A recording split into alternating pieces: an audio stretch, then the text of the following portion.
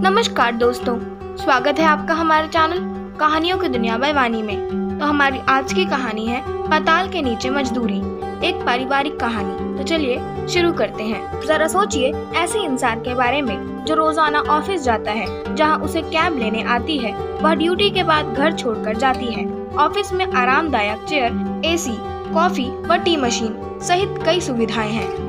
लेकिन ये कहानी है एक ऐसे शख्स की जो रोजाना जमीन से 2000 फीट नीचे काम करने जाता है, जहां ऑक्सीजन लेवल कम होने के साथ चमड़ी को जला देने वाली गर्मी है, घुटन है और दहशत ऐसी कि चाल कब धंस जाए पता नहीं।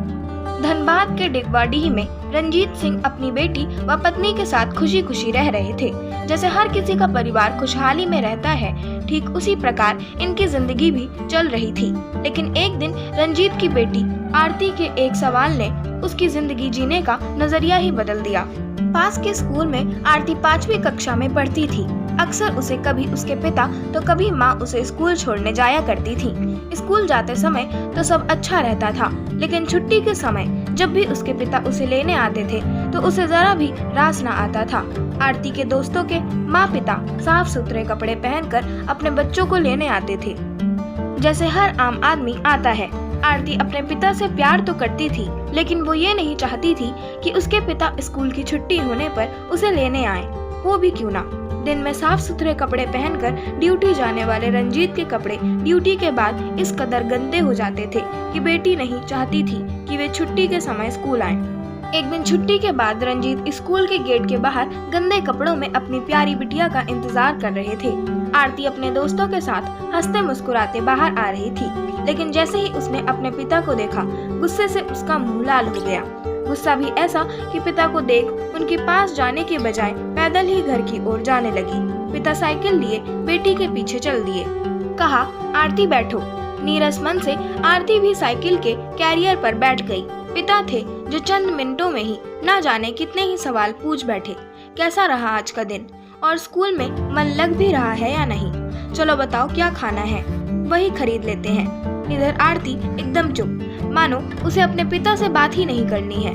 खैर घर आया और साइकिल से उतरते ही आरती बैग फेंकते हुए और बड़बड़ाते हुए अपने कमरे में चली गई और रोने लगी। इधर उसकी माँ राधा ने ये सुना तो पीछे पीछे चली आई और पूछा, क्या हुआ आरती? आरती ने कहा, माँ तुम क्यों नहीं आती मुझे स्कूल लेने? माँ बोली, क्यों, तुम्हारे पापा उसी रास्ते से आते हैं, इसमें गलत क्या है? आरती बोली, उनके कपड़े देखे हैं, सुबह तो सब ठीक, लेकिन शाम होते होते कितना गंदा हो जाता है। मेरे सभी दोस्तों के पापा साफ सुथरे कपड़े में आते हैं। कई बार तो मेरे दोस्त पापा को देखकर मेरा मजाक उड़ाते हैं। माँ तुम ही आया करो ना मुझे स्कूल से लेने। राधा ने कहा, तो मेरी बिटिया रानी इससे परेशान है। अच्छा आरती, तुम ही पापा को क्यों नहीं कह देती? कुछ दिनों के बाद आरती पापा के पास गई और कहा, पापा मुझे आपकी एक चीज नहीं पसंद है। रंजीत बोले, क्यों, क्या नहीं पसंद? जरा बोल के तो देखो, तुम्हें खिलौने चाहिए क्या? आरती ने कहा, नहीं पापा, मुझे आपके वो गंदे कपड़े नहीं पसंद। सुबह तो आप घर से साफ कपड़ों में ही निकलते हैं, लेकिन दोपहर होते होते आपके कपड़े इस कदर गंदे हो जाते हैं कि मेरे दोस्त आपको देख मुझे चिढ़ाते हैं। रंजीत बोले, अरे बेटी तो ये बात है, क्या कहूँ, मेरा काम ही कुछ ऐसा है।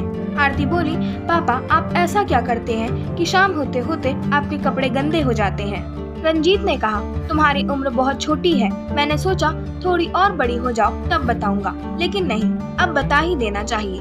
बिटिया रानी, मैं किसी कॉर्पोरेट ऑफिस में काम नहीं करता, बल्कि एक मजदूर हूँ, जिसे रोजाना जमीन से 2000 फीट नीचे पाताल में जाना पड़ता है।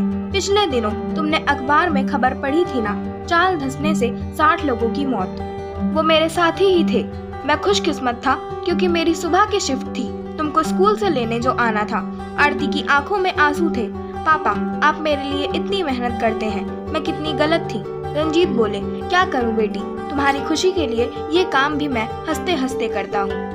इतने में पीछे खड़ी खड़ी बाप बेटी की बातें सुन रही राधा बोली, आरती तुम्हें पता भी है, तुम्हारे पापा घर से निकलते तो हैं, लेकिन उन्हें ये पता भी नहीं होता कि घर लौटेंगे भी या नहीं। मैं जानती हूँ कि कितनी मुश्किल से वो हमारे लिए पैसे कमा रहे हैं। जमीन की गहराई में जाकर वो कोयला निकालते हैं।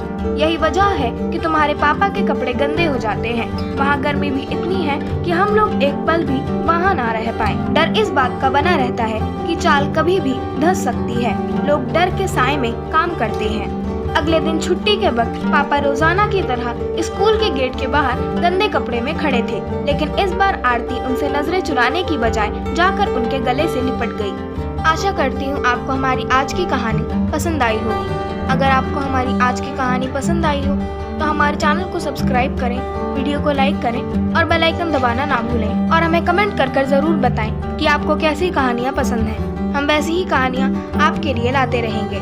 धन्यवाद।